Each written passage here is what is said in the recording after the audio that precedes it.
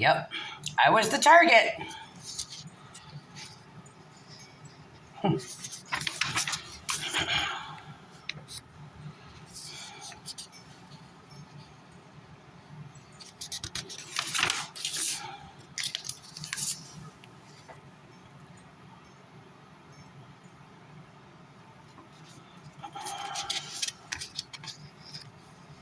So the first page says Barry Howard signing it. The second page says Megan Fisher signing it.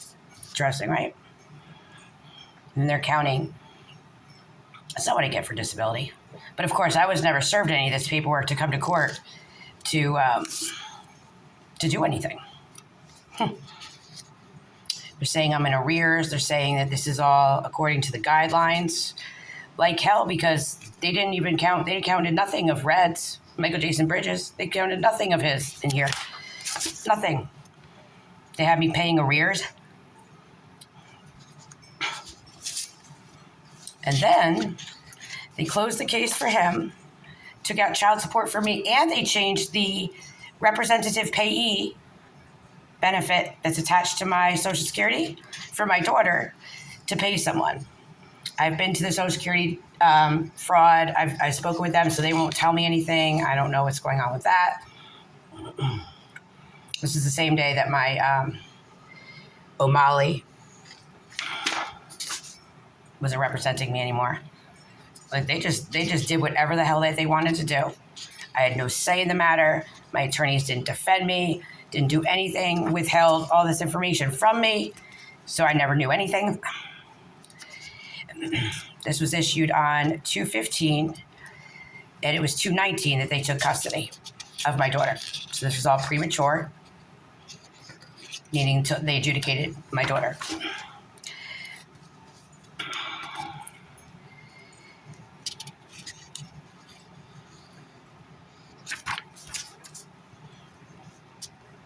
And of course, there's nothing in here that I have seen relating to. So none of this was by the guidelines because, like I said, when you have two parents, both parents should be paying child support while the child is in foster care.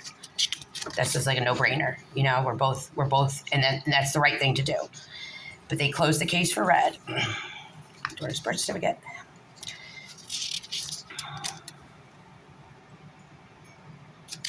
Sure, it's on there.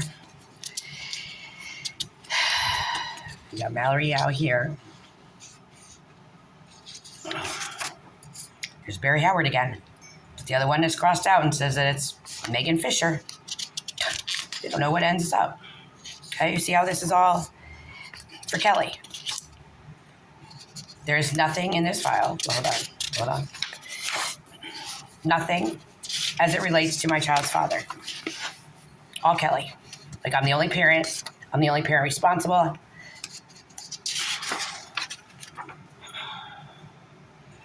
Union County DSS director. So of course they're getting my daughter's $900 and what's this about? Civil receipting, $150. Oh, filing fees. Yeah, I had to pay for that too. They filed this ridiculousness, and they also, mind you, they also changed the representative payee on with my daughter's Social Security. So it's called the representative payee to someone. DSS denies that it was them. I can't get anybody to answer any questions, of course, because they're all culpable. You see nothing, absolutely nothing about Michael Jason Bridges, because they did absolutely nothing as it relates to him. Mind you, he was supposed to be, he had a job. So this is the 19 case, okay? He was supposed to, this is Moore County. So it went from Polk County when it was first filed. And then it went to Moore County.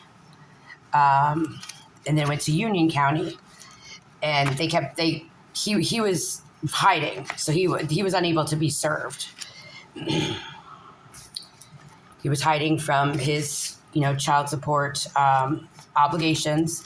And then there was a medical on him so that if he had any job with benefits, he was supposed to put her on her insurance, to defray the Medicaid costs.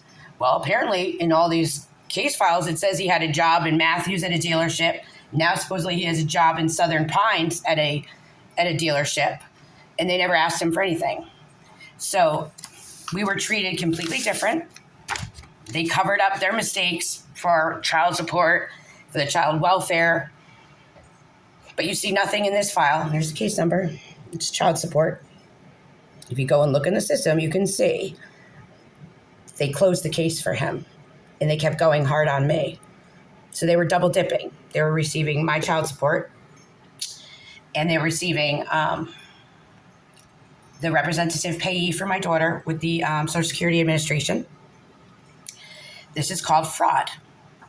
This is not according to child support guidelines. Child support guidelines takes both parents into consideration, and they use the right figures, and they serve people. You see nothing in here about how they served the government, the federal government, to garnish my wages, but they were. It's interesting. I see nothing in here about a garnishment with the Social Security Administration. So what they did with Social Security, I don't know. And like I said, I've gone down there a couple times, and I've talked to the fraud department, and they're kind of hush-hush about it. So I don't know if they're investigating. I mean, I don't know. I could just assume. But none of this was like legally done. When I say fake case and I say that there's nothing in here about garnishment of my Social Security disability. And they were taking 1/3 of my money. I couldn't pay my bills. So I'd send, it was the director, Ashley Lance, who made the decision to do this. The child support person told me that, Ms. Doss. And then I got whipped on a show cause because I was contacting her saying, please stop garnishing my wages. That's how bad this was.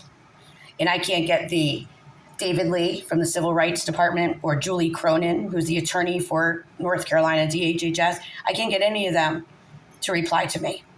This was clearly like a catastrophic system failure of child support, of child welfare, just, civil rights violations all over the place, due process violations, just for my daughter and I both. This isn't cool for Maura. I mean, like just slinging me around and how is me being all traumatized and scared and literally going broke trying to fight this? How is that good for my daughter? Because it's not.